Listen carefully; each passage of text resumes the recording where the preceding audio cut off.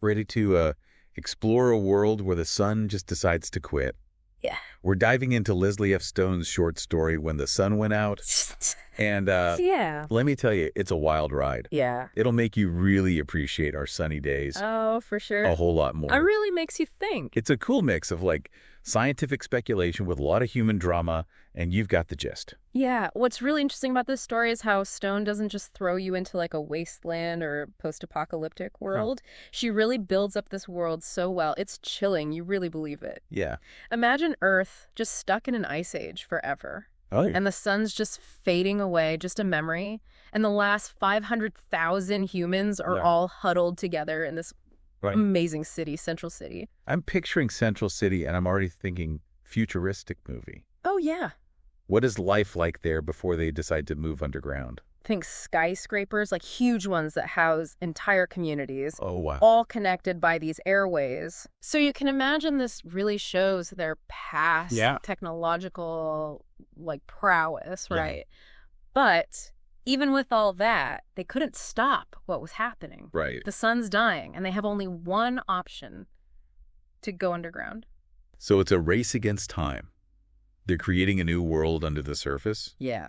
From what I read, they run into some pretty big challenges. Absolutely. They're fighting rivers underground, sinkholes, God. all sorts of things. But what's amazing is how smart they are. Yeah. They create this crazy material, Stone calls it alu. Alu, okay. It's like this super strong see-through glass. Huh? They use it for everything. Really? Construction, tools, Wow. you name it. It makes you wonder, though, this alu thing.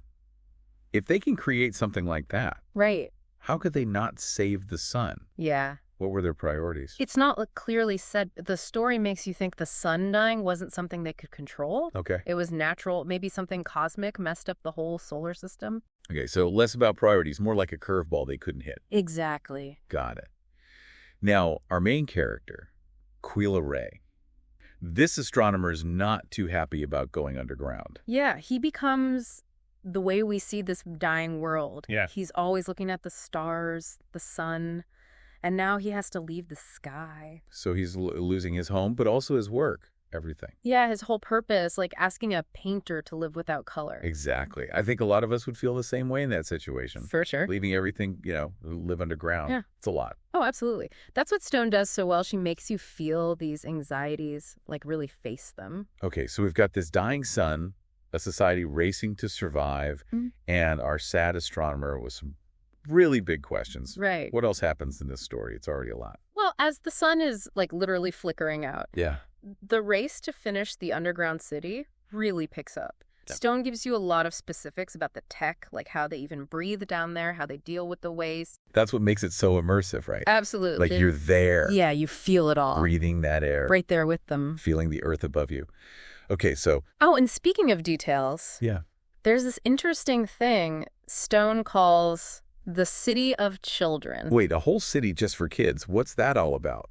It's this protected place. The next generation's there. Right. Safe from the chaos and the dying world above. Okay. They're the future. But what's their purpose? Yeah, that's the question, right? Are they rebuilding society later? Maybe.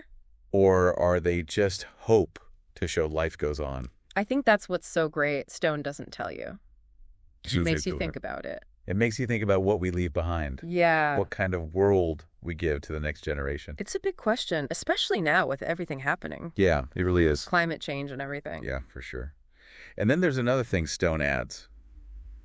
The Quinvate. Okay, the Quinvate. I don't know about these guys. Who are they? This mysterious council, 5 scientists, they're in charge of everything, but they're totally anonymous. Oh, that's creepy. Yeah, always masked. Nobody knows who they are. So they could be good leaders, or they could be controlling everything. Yeah, it's like they show how power can be good or bad. Right. Especially in times of crisis. So Stone makes us question who to trust, who has the power. Right, and what they'll sacrifice for the greater good, Okay, so we have a dying sun, a race to survive, a hidden council with all the power, and kids with an unknown future. Yeah. This is getting intense. What happens next? Well, everyone's getting ready to go down, underground. Yeah. And Quila meets another astronomer, Rammo Ray. Okay. And in all this darkness, Yeah. they connect. Right. So even in this situation, there's still love. Yeah, it's nice, right? It's kind of comforting. It shows that even when everything is ending, human connection is powerful. Okay, so we've got the setting, the characters, the big ideas. Right. But the big question is, what happens when the sun actually goes out? That's when things get really dramatic. Yeah, okay. Stone describes it in detail. Yeah. The strange burst of light. Wow. And then chaos. Everyone's in despair. It's hard to even imagine that the sun gone. Yeah. It must be terrifying. It makes you think. Despite all our technology, we're not in control. Right. There are bigger things out there. So what happens to Quila and Rammo? Do they go down with everyone else? That's where we'll pick up in part 2. Okay. Stay tuned to find out what's below the surface. Literally and figuratively. Exactly. Okay, I can't wait. Last time, we left everyone going down into the earth. Yeah. I have to admit, the way Stone describes it, going down into this underground world. Yeah, it's pretty haunting. It's haunting. But it's really interesting how she then shifts from all that cosmic stuff to just the humans, trying to live in this new world underground. Yeah, it's brilliant how she does that. You have to remember, these people were so advanced, and now they're stuck with very little small spaces. Yeah. The threat of the whole thing caving in, talk about a reality check.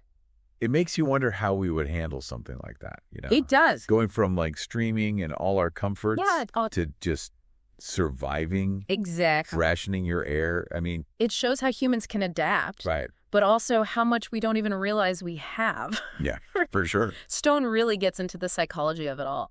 Imagine the trauma, the loss, the constant fear in this new world. And they can't go back. Nope. They burn that bridge for sure. Stuck down there. Yeah. They only have hope for a better future. It brings us back to Quila and Rammo. How do they deal with all of this? Yeah, they found love when everything was ending. Right. Can it last in this new world?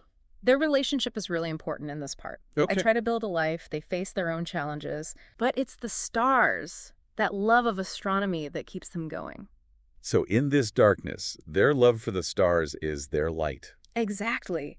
But being astronomers isn't so useful down here. I can see that. It's like being a great cook when there's no food left. Right. They have to change, find new ways to be useful. Yeah. It's tough. But they still dream of finding a new world, a new sun. Oh, yeah. They never give up on that.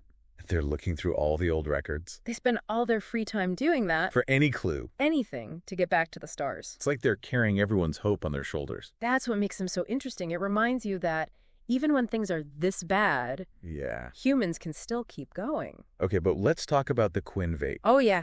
Them. What are they doing in this underground society? They're always there. They control everything. Wow, really? Resources, order, all the big decisions. So much power. But nobody knows what they really want. It's like power just appears no matter what happens. Yeah, it makes you think, are they good? Are they bad?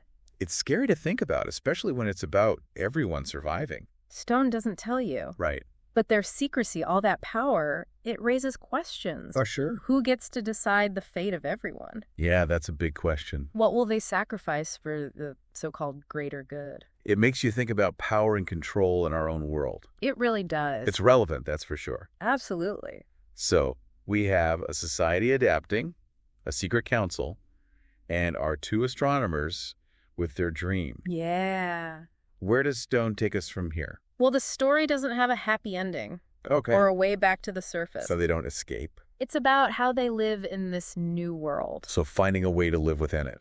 Yeah, how they find purpose when everything's changed. I see. So not a way out, but a way to be. It's about being strong, having hope, and connecting even in the dark. It's more than just a sci-fi story. It is. It's about being human. When everything is upside down. It makes you think about our own world, how we use technology. Oh, yeah. What we would do if everything changed. It's a great story. You should check it out. Yeah. When the Sun Went Out by Leslie F. Stone. It's a classic. It makes you think. And it gives you hope. I can't wait to see what happens to Quila and Rammo. That's where we'll pick up next time. Do they find their new world? Stay tuned to find out. Okay, I'm hooked. Okay, we're back and ready to finish our deep dive into When the Sun Went Out. Last time, we left Quila and Rammo with this huge task, finding a way to escape from underground. Right, to reach for the stars. So do they actually make it happen? This is where their story gets really interesting. Okay. Remember, they're living in what's left of a society that used to travel among the stars. Right. They're surrounded by this lost knowledge. I've got to be both exciting and frustrating. Right. It's like having puzzle pieces, but no picture to show you what it's supposed to be. It's something amazing, but you can't figure it out. Exactly. They're like archaeologists of the future. Wow. That's a cool way to think about it. Trying to understand these old secrets of space travel. It's amazing that even in darkness, they still want to explore. Yeah, it shows that human curiosity never really goes away. It's like part of who we are. But it's not easy for them. Right, they're starting from nothing. Yeah, very few resources. And they still have the Quinvate to worry about. Oh, for sure. Do the Quinvate know about their plans? That's the interesting part. Okay. Stone doesn't tell you for sure if the Quinvate know. Yeah. But there are these hints that they might be watching. Oh, that's creepy. Like they're observing everything. So are the Quinvate helping them, stopping them, or doing their own thing? That's a question that stays with you. Yeah, it makes you think. It makes you think about power, what leaders will do when it's about survival. So what happens in the end? Well, do they build a spaceship? Do they escape? Stone doesn't give you a simple answer, like in the movies, but she does give you some hope. Quila and Rammo, they figure out a lot of things. Really? About how space travel worked way back then. So they have the knowledge? They think so, but the story ends before they can actually do it. So we don't know for sure. It's open-ended, like they have a way out, a chance to reach the stars again. Yeah, that's kind of frustrating. You want to know what happens next. But that's what's great about Stone's writing. Yeah, get it. It's not about the ending, it's about the journey. It's about how they keep going, how they believe in a better future. Even when things are really bad. Sometimes hope is all we have, right? Well said. This deep dive into when the sun went out has taken us on quite a journey. It really has. From almost dying out to seeing how amazing and strong humans can be. It makes you think about the future, about technology, about choices we might have to make someday. It's a story that stays with you. If you haven't read it yet, you should.